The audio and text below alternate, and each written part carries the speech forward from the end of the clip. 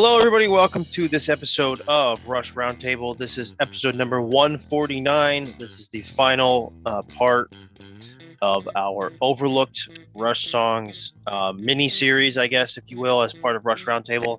We're going through Vapor Trails, skipping feedback, of course, Snakes and Arrows, and Clockwork Angels. We have a wonderful panel consisting of Paul, myself, Donna, Adam, and the man who brought a couple guests, Omar. So let's just get right into it. So starting with Vapor Trails, Paul, go ahead. My pick for Vapor Trails is the unexpected song. I guess we never saw it coming. It was part 4 of Fear, Freeze. That's my overlooked song. It's towards the end of the album. It's the second to last song of the album, and it's a great tune. I like it. I can't explain it more than that, but I think there's a lot of good songs on that album. That album always gets a bad rap. For some reason, Vapor Trails always gets, whether it be the audio recording quality or just, some people have an opinion about the album. The first one after a long hiatus, but Freeze to me is overlooked. It's a great song, and I should invite everyone. I was going to pull a Ryan and say the whole album, but but really take a time to listen to the album again, and it's a great song. Well, to that point, stay tuned. All right, so for mine, I'm going with Nocturne.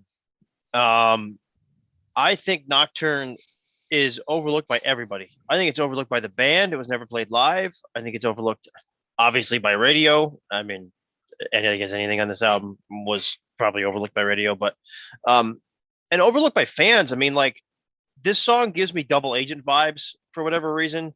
Kind of similar-ish, thematically, I guess. But I just feel that this song, I don't think it's the best by any means, but I just feel like it gets no love. I feel that people feel it's kind of just bland, maybe boring, maybe just not something they can relate to. I don't know, but I never ever hear it talked about. Nobody's ever on Reddit or Facebook or any of these groups talking about Nocturne, and I happen to really love it. So I think if there was a time early this year, like from like January to like March, where I was hooked on this song nonstop, and I would just advise, if you haven't really got into this song, to go back and give it a listen. So, Nocturne. Donna? Yeah. I'm gonna go with Secret Touch. And the reason being, if it's good enough for Geddy, it's good enough for me. And Geddy has said that on the album, this is probably his favorite song. And I look at it as a continuation of some of the themes that we found in Driven, which I love Driven, okay?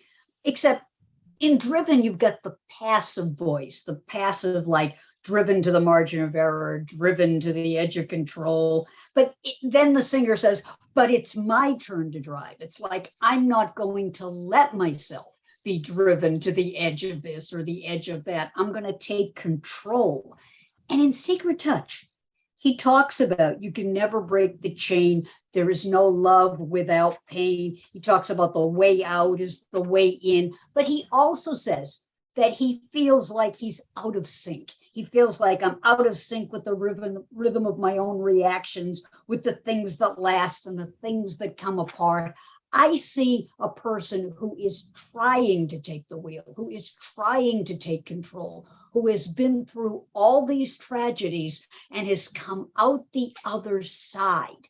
I think it's an important song. I think a lot of people that don't like the album don't like the songs on it. And I think this is a really underestimated look at the progression of Neil's emotions and his emotional recovery. I think it's a very important song, and I can understand why Geddy liked it. Very well said. That's a song that I don't listen to often, but I absolutely love, and I can go back to it at any time and just be hooked on it. It's just one of those songs. Adam, go ahead. Yeah, I'm going with How It Is. Because I mean, if you heard our podcast, because it closes your podcast. Yeah, There we go. it closes our podcast. No, but ever since I first listened to Vapor Trails, that one has always had a soft spot. I've always had a soft spot for that one. But then it was, come to my surprise, find out that a lot of people thought it was corny. A lot of people thought, like, what's this doing here? It doesn't fit in. Just all these really baffling things. But I think what was always cool to me was that typically they're reflecting the kind of music that they're listening to, and you can kind of tell where the state of mainstream music was by listening to their albums, and you kind of see, oh, this is kind of what the vibe was. And this song really reflects a lot of kind of almost like girl pop, if you will. To me, I hear kind of like the Katrina and the Waves, the Go-Go's, that sort of like harkening back to that sort of sound, but then coupled with the lyrics, which has almost like a darker tinge to it. It's just this really clever juxtaposition that I think gets overlooked just because it doesn't fit in with the rest of the songs on the album. It's one of my favorite Rush songs all time. I love that too. And I love the fact that they rediscovered it during rehearsal on R40 because, that, to me, that song made that entire show. As foolish as it may sound to some people, that specific song made R40 awesome to me. So I was fortunate enough to see it because it was rotated with One Little Victory. Omar? Man, these are all good picks. The overlooked songs, and they're all great songs. I was really torn between two, but I had to go with Freeze, Part 4 of Fear, as the overlooked song. Reason being is because to this day, Fear is referred to as the Fear trilogy. And it's not. As of 2002, I looked up the word, it's tetralogy. So I called it anthology too, kind of fits too, but it's the Fear tetralogy. There's no more Fear trilogy because of Freeze. And Freeze is a great song. Just another aspect of Fear. And I actually forgot to look up the lyrics before I signed on, but it gives me the impression of being frozen by fear. It's like not being able to move forward or backward. If you let go of your fears, you'll be able to go forward. I'm sure there's more to it in the lyrics, but that's just the impression I get. And being the fact that it's part of the Fear tetralogy. So no more Fear trilogy. It is the Fear tetralogy. And actually, on a side note, Nocturne, I covered it on the drums on my channel. I was the first one to do it on YouTube, and it is an absolute great song. And the only reason I did is because of the remix. It sounded so much better. I couldn't do it before because I couldn't hear what Neil was doing. So yeah, I agree with Ryan as the 1B of the most overlooked song on Vapor Trails, but I'm going to give it to Freeze, Part 4 of the Fear tetralogy. So I just want to say that I feel like if you go look at the how it's in parentheses, this is Part 4 of Fear. I think it's just Part 4 of Fear trilogy, does it not? It does in the liner notes. Yeah. I think in the liner notes, and it's in parentheses. It's almost like, I totally get your point, Omar, but it's almost like it was a very Rush thing to do, to just confuse the shit out of everybody. Yeah, just like confuse the crap out of everybody just because of it. Like, yeah, something that we'll debate till the end of time. Like, is that? It's a video for another day. Yeah, I was just gonna say that's for another episode. Yeah. All right. Yeah. All great choices. Let us know in the comments, what songs you think are overlooked from Vapor Trails. There's plenty to choose from. There's 12 or 13 tracks on that record. It's plenty to choose from. So, on to another record that I'm almost certain has 13 tracks on it. So, Snakes and Arrows. Paul, go ahead. If there's ever any doubt as to how good these guys are on their instruments, have a listen to Hope from Snakes and Arrows. It's an absolutely beautiful song from Alex. He is just phenomenal on the acoustic guitar. It's an enchanting song. No, it doesn't fit, I guess, but it's still, first time I heard it, I was just blown away. Kind of, it falls in the same category as Bruins Bane, kind of feel very, the acoustic, but it's a great little break from the rest of the album, and I really enjoyed. And I hope people don't skip it when they listen to the album, but I know I never skip it. People don't skip it. Thank you. I'm here till Friday. You'll be here all week. I'll be here all week. That's right. Tip your waitress. But Try the veal. try the veal. But yeah, no, my song is Hope from that album. Yeah, yeah. I mean, that's certainly definitely overlooked. For me, so I really wanted to say the whole thing. I wanted to pull Orion and say the whole thing here, and the reason being because not naming names, but on Omar's channel, go back and watch some of his prior interviews. There was a certain Rush fan who is quoted as saying, "This album is garbage, garbage."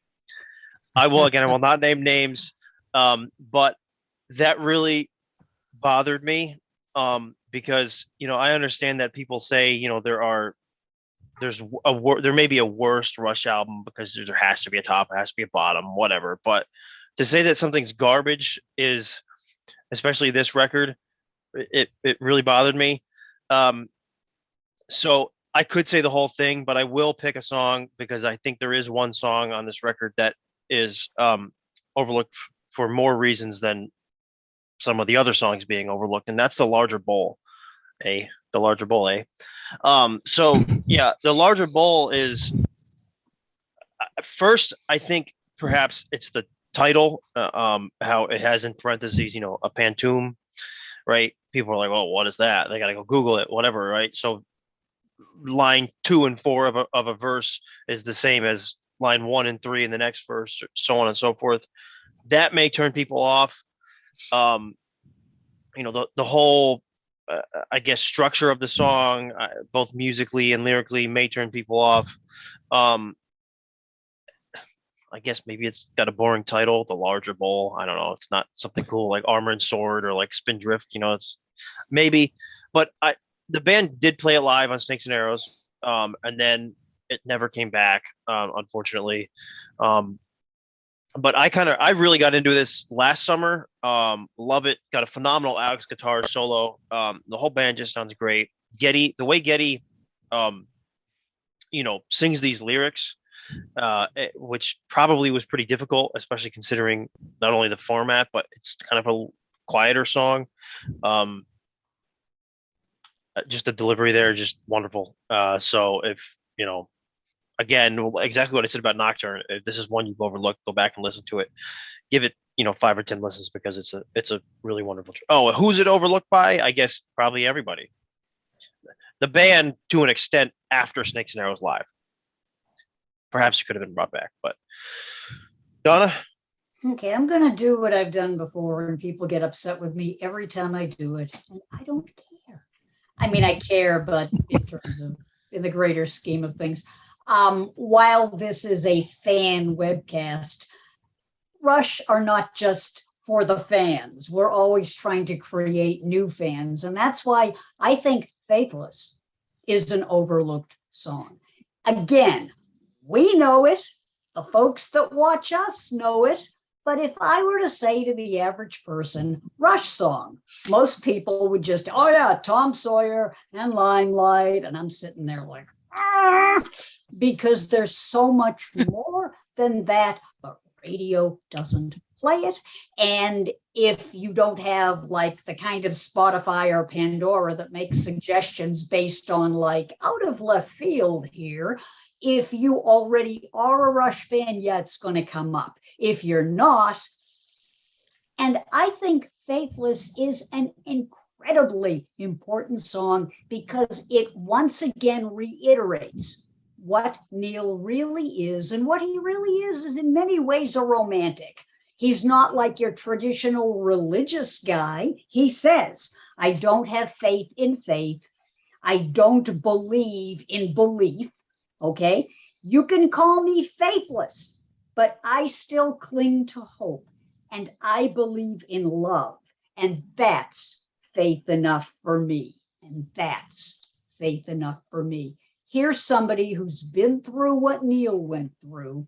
And yet in the end, what is the one thing he can hang on to his faith in love, and not just the love of his wife and his daughter, but the love of his bandmates, the love of his label, the love of people who stood by him, and yes, the love of the fans. And he's very well aware of it. God rest his soul. We talked about it. He's talked about it with other people. So in the end, this is him saying, maybe I'm not your traditional, like, it says in the Bible, but love is my Bible. Love is what keeps me going. And I think if you need to have a reason to reevaluate and feel hopeful about your own philosophy, look at what this song meant to Neil and what it could mean if someone would just give it some play. It's the same kind of vibe as a Ghost of a Chance. Exactly. think about to it. me, these Yeah. are all of a piece. You can talk about the Fear trilogy, but there's also kind of like a love trilogy, a hope trilogy. He revisits certain themes, not because he ran out of ideas, but because he's constantly expanding on them and constantly finding new ways to look at them, as a great poet does. Yeah, Yeah, and new all of these ways to themes that- all of express these them thi- too. yeah. All these themes that he wrote about are multifaceted. Oh, yeah. He could have kept writing. And they're universal themes. Yeah. Adam, It's so funny that you mentioned that Ghost of Chance lines up with Faithless pretty well, because a couple weeks ago, Julianne and I actually recorded an episode where those two were paired up. So that'll be coming out in a while. But my pick from Snakes and Arrows is actually with Ryan. For much of the same reasons that Ryan said, the larger bowl, I think, is just so misunderstood. People don't get the style of the writing, especially people who already think that Neil is a little pretentious with his lyrics, which I never understood. But then those people especially are like, oh, now he's trying out this new poetry thing. It's like, well, yes, it's called art. And I think that with this song, what is so beautiful about it, and I think another reason why people get turned off, is that it's reflections on very difficult subjects. And it's not trying to say that here's an answer for any of this stuff. It's just more of a reflection. And I think the style of poetry that he put the lyrics in just does more to accentuate the fact that this is almost a meditation on the difficult things that exist in this world, and almost as a way for the individual listening to maybe reflect on, how can I be part of the change in the world to help right these wrongs. And so I think it's just a beautiful song that people need to spend more time listening to. well said. Couldn't have said it better myself. Omar, Well, my pick for most overlooked on Snakes and Arrows is Good News First. Love the song. I really wish it was played live, because it has ebbs and flows in that song as well. Seems like it starts off slow, then it picks up, has a really beautiful chorus. I think, one of the best choruses in all their catalog. There's some of these choruses that are really catchy. This one is a good one. Far Cry has a really good chorus. I kind of classify this one as one of their better choruses. Has a beautiful, beautiful bridge where the lyrics end, do me a favor and tell me the good news first. It almost sounds like, Alex is playing acoustic during that, but it almost sounds like harpsichordish during that part. So really beautiful bridge. And it might have been Neil's busiest drumming on that whole record. I mean, he's really busy in that song. So, it's a multifaceted song. It's a beautiful song.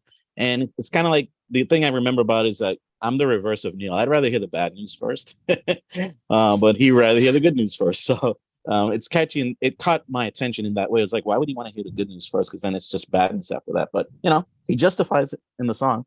I don't agree with it, but I still want to hear the bad news first so I can get cheered up by the good news.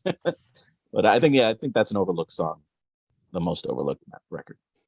I think that's an overlooked guitar solo too. I'm a sucker for Alex Yeah. solos, as everyone knows. And the solo, a lot of solos on this record. Well, I get there's not many, I guess, but you know, for being 13 songs. But yeah, I think an often overlooked song and a wonderful pick, Omar. I feel like the last 4 songs on this record you could consider just overlooked because I don't think any of them was Malignant Narcissism played live. I don't think it ever was. Yeah, Yes, it was. It was. Yep, it It was. was okay. Well, It was the prelude to the drum solo. oh yeah, that's correct.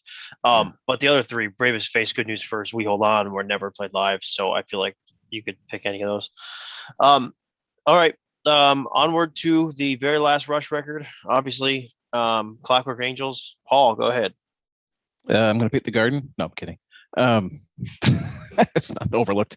Actually, for me personally, overlooked at first until I really got into the album was Brought Up to Believe 2, which was the first time you hear it, you kind of go, "What is this? Like, what is going on?" And the first few times I went through the album, I'd skip it, and then I realized, like, no, hold on a second, it's a concept. There's a narrative behind it, so I kind of really did listen to it, and it's part of the story. So I overlooked it for a long time until now. I don't skip it. I don't overlook it. It's odd, but if anyone's listening, for example, a Tool album, they have odd little weird songs in it, and every so often Rush can do it too if they want. So I wouldn't skip it. It's part of the story of the album, right? So but until I took the time to listen to it and really like understand the lyrics and how where it fits, now I understand. There's a method to their madness, right? So, but that's my pick. There's so many great songs on that album. It was really hard to come down to one that says, this one's overlooked.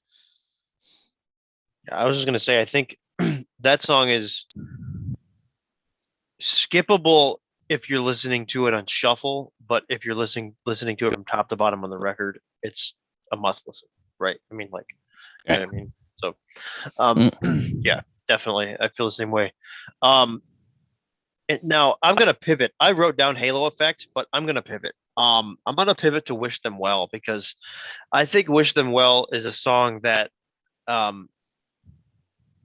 I mean, the band played it live. I don't think it was overlooked by the band. It seems like the band enjoyed it, but it's not one that's often talked about by the fans from this record. You know, you hear all about Headlong Flight, The Garden, The Anarchist, Caravan, BU2B, the title track. But I think this is a song that is overlooked probably mostly by radio because I think this is a song that's relatable. I think it's a song that is catchy.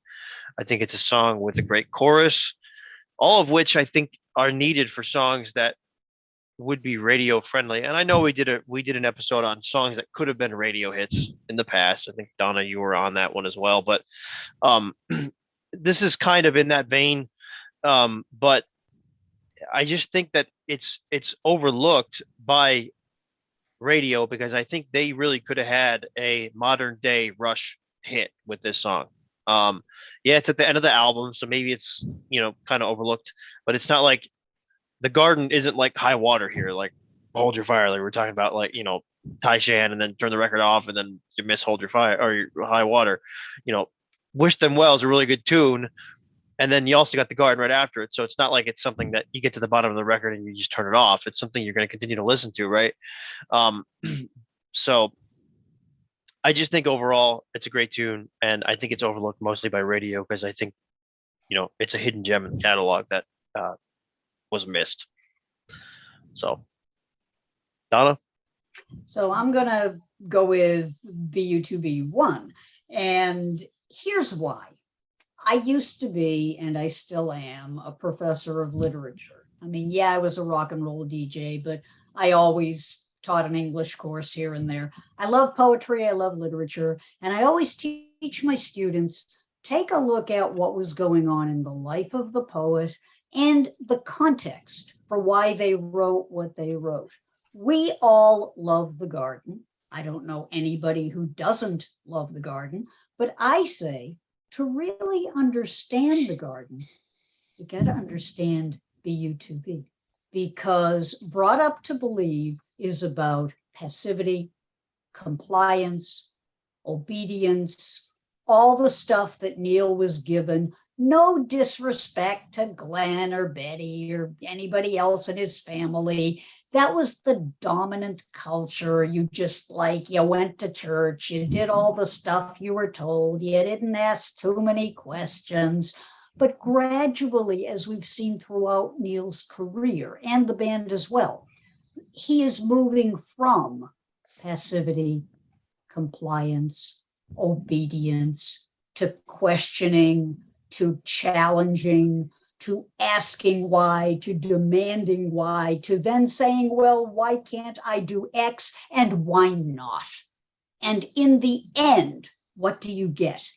You get a garden to nurture and protect, but you have to cultivate that garden. There has to be activity. You can't just well, I'll stand here and pray over it and somehow it'll grow. Now, I'm not dissing prayer. I used to be a chaplain, okay? I'm fine about prayer. As we are taping this, I just concluded the Day of Atonement. I spent a whole day doing a media fast, praying, reading scripture, fine with prayer. But that's not all there is. Neil is saying if you want a life of love and respect, you've got to do certain things to have that life of love and respect. Neil did those things. We treasure him because he did those things. But he's saying, I wasn't always like that. It wasn't a miracle. It was mistakes that I made. It was things I did wrong. It was questions I should have asked. It was stuff I should have stepped away from. And in the end, if you understand the lyrics of BU2B, you will be more likely to appreciate what Neil is saying when he says the measure of a life is a measure of love and respect. The treasure of a life is the measure of love and respect. God rest Neil's soul. We wouldn't be here talking about him if he didn't leave us with such a legacy of great music. It's a privilege to look at it like the poetry that it is. Very well said. Adam, good luck. My pick is The Wreckers. I think it is a very popular song among Rush fans. But I think that in some of the ways that it's overlooked is one in the creation of it, with Geddy and Alex switching instruments and writing it that way is like an experiment. And after hearing it, I wish that they had done that more often, because it really pulled out some interesting things that you didn't hear very often, some interesting musical ideas. And I think, I love the garden and I love the strings on that, but I think where the strings shine the most on this album is the Wreckers.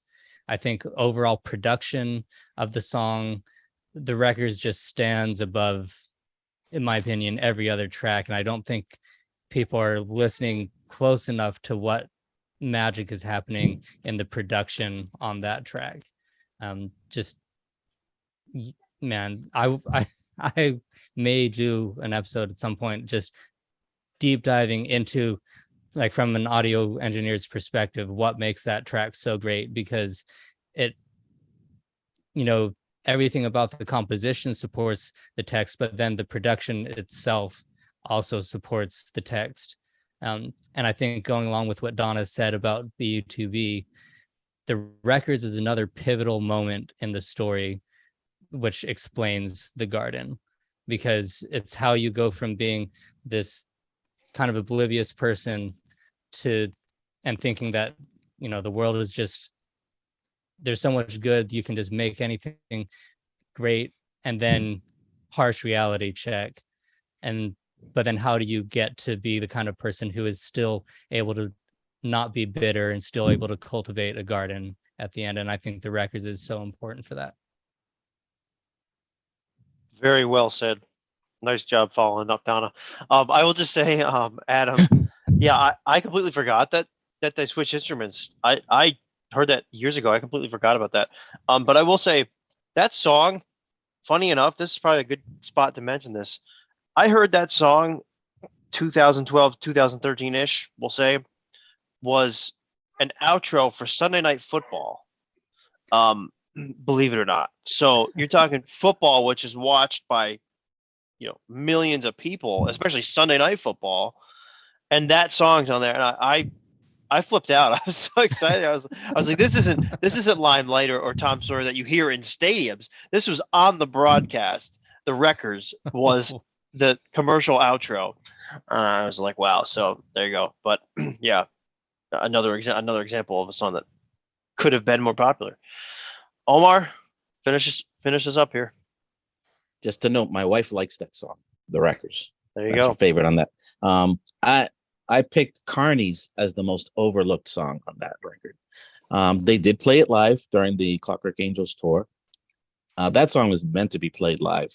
I mean, it was, and especially Alex. There's multiple layers of guitaring in that song. I mean, and the fact that he pulled it off live is incredible, because when I heard the studio version, I thought it was an okay song. It was good, but I was paying attention. What drew me to it was the guitar work on that song. It's like, there's guitars going on all over the place there. And then they played it live. What a spectacle live. The explosions that they had at the end and the fire and everything. Was it a spectacle like you've never seen?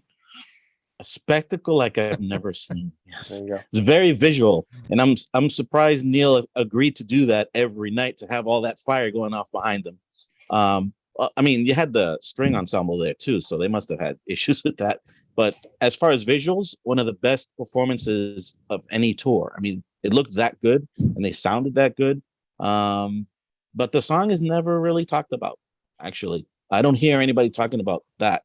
But I think that, the fact that they pull off a lot of things live that we wonder, how did they do that? But Carney's is a good example of, how, particularly Alex, how he pulled off all of his guitar parts live from the studio version. Just outstanding work. So yeah, I'm gonna say Carney's is most overlooked. Yeah, very well said.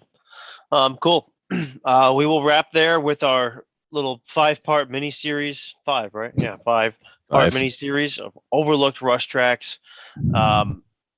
Yeah, please feel free to let us know in the comments which songs from these 3 albums you think were most overlooked. This was a lot of fun doing this with you 4, and both shout out to David and Jared, who couldn't make tonight's episode, recording this on a Thursday instead of our normal Mondays. But yeah, I think a lot of these late era Rush albums, there's a lot of overlooked tracks.